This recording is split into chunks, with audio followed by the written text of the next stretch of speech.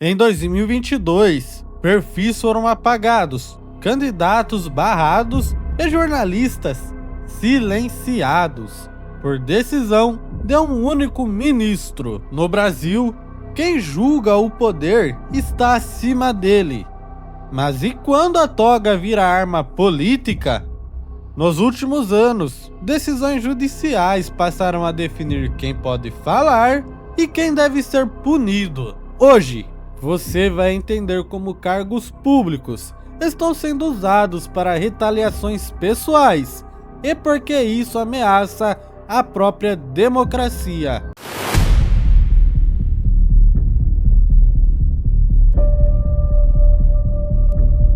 Nos últimos anos, ministros do Supremo deixaram de apenas julgar e passaram a governar. Inquéritos, censuras, decisões políticas, tudo feito por trás da toga. Seu STF não é eleito porque define quem pode disputar eleições e quem deve ser silenciado. 7 em cada 10 grandes decisões do STF foram tomadas por um único ministro. 7 vezes o destino do país nas mãos de um só homem, sem votação, sem debate. São decisões que suspendem leis, interferem em CPIs, removem postagens e travam investigações. O judiciário passou a agir como legislador, investigador e censor, tudo sob o discurso de proteger a democracia. Em 2022, Alexandre de Moraes, já presidente do TSE, mandou bloquear perfis e abrir inquéritos contra opositores, com base em fake news. Porque a Constituição proíbe expressamente qualquer tipo de censura. A Constituição chega a dizer que não pode ser feita nenhuma lei sequer que restrinja essa liberdade. Nenhuma dessas decisões passou pelo plenário. Enquanto isso, aliados do governo escapam de qualquer medida semelhante. A toga virou trincheira e quem controla o jogo agora controla as regras.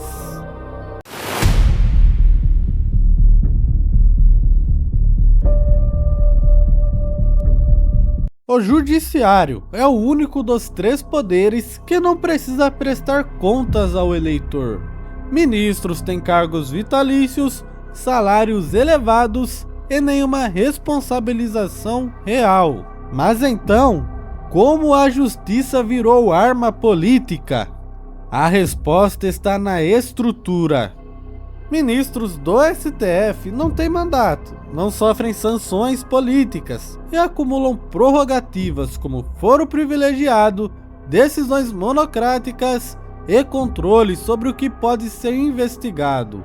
Segundo dados da CNJ, menos de 0,1% dos magistrados são punidos no Brasil, mesmo com denúncias graves. E o mais grave, boa parte das ações de controle depende de outros juízes.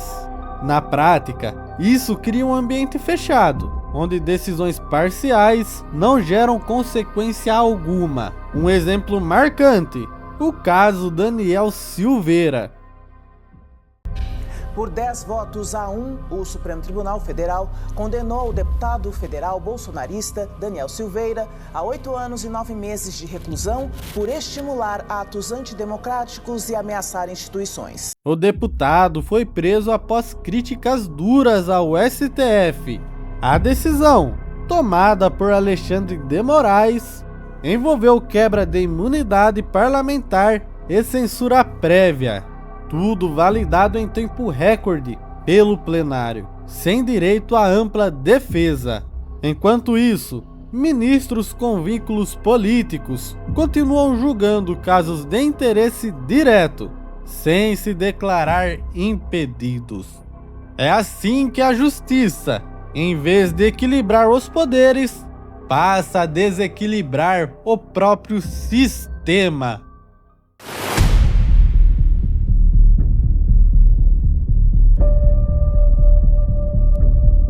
A concentração de poder no judiciário não afeta apenas o alto escalão da política. Ela atinge comunicadores, parlamentares, cidadãos, todos que ousam criticar quem está no topo. E quem paga o preço quando o judiciário deixa de ser imparcial e passa a agir como parte de um projeto político? A resposta aparece nas vítimas silenciosas desse sistema. Jornalistas têm reportagens censuradas sem ordem colegiada. Parlamentares são ameaçados por falas feitas da tribuna. Cidadãos comuns têm suas redes bloqueadas sob a justificativa de desinformação. O medo passou a ser a nova forma de controle, uma autêntica paralisia institucional. Levantamento feito por organizações de liberdade de expressão, como a RSF, Repórteres Sem Fronteiras, mostra que o Brasil liderou, em 2023, casos de censura judicial na América Latina. O alvo, sempre vozes dissoantes. Depois de criticar o STF, Oswaldo Eustáquio acordou com a polícia na porta. Equipamentos apreendidos. Silêncio imposto, nenhuma sentença, nenhum julgamento, só ordens sucessivas sem fim. Da mesma forma, dezenas de influenciadores e políticos de oposição viram suas contas sumirem das redes. O motivo? Atentado contra a democracia, mas sem transparência, sem contraditório, sem direito à defesa. Quando o medo cala a crítica, não há mais equilíbrio, só imposição. E nesse jogo, sempre há quem se beneficie.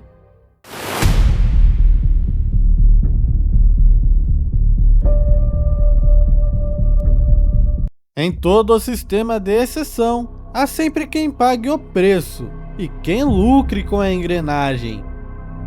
Mas quem se beneficia quando o judiciário deixa de julgar e passa a jogar? Deputados aliados são blindados, opositores perseguidos. A explicação? Um sistema de trocas, proteção por lealdade. Políticos investigados se aproximam de ministros, indicam nomes, votam orçamentos e, em troca, ganham silêncio institucional. Essa simbiose cria um poder sem freios. Um judiciário que se apresenta como árbitro, mas atua como jogador, e muitas vezes como técnico do time vencedor. Durante o julgamento de Jair Bolsonaro, ministros do STF e TSE adotaram um tom que ultrapassava o jurídico. Barroso falou em reação ao autoritarismo. Moraes classificou o ex-presidente como inimigo da democracia. Mas quando surgiram denúncias contra membros do governo ou aliados parlamentares, os processos simplesmente não andaram ou nem chegaram a ser abertos. A justiça, quando se torna instrumento de conveniência política, não apenas escolhe lados, ela decide o destino do jogo inteiro. E quando o juiz controla o placar, não há mais partida justa. Quando a toga vira escudo e também espada, a democracia deixa de ser protegida para ser manipulada. A pergunta que abriu este vídeo foi clara. Quando a toga se transforma em trincheira política, ainda existe justiça? A resposta, após tudo o que vimos, é dura. Não há justiça onde há vingança institucional. Hoje, o judiciário brasileiro acumula mais poder do que qualquer outro pilar da República.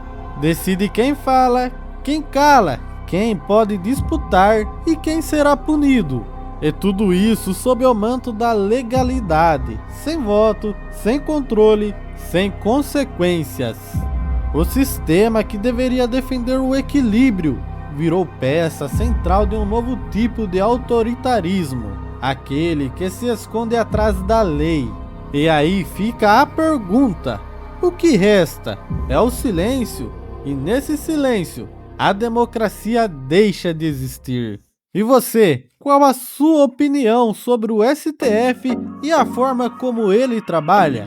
Deixe a sua opinião aqui nos comentários para que possamos discutir e debater sobre o tema. E se você gostou do vídeo, também já deixa o like e se inscreva no canal para não perder nada do que acontece no mundo dinâmico em que vivemos.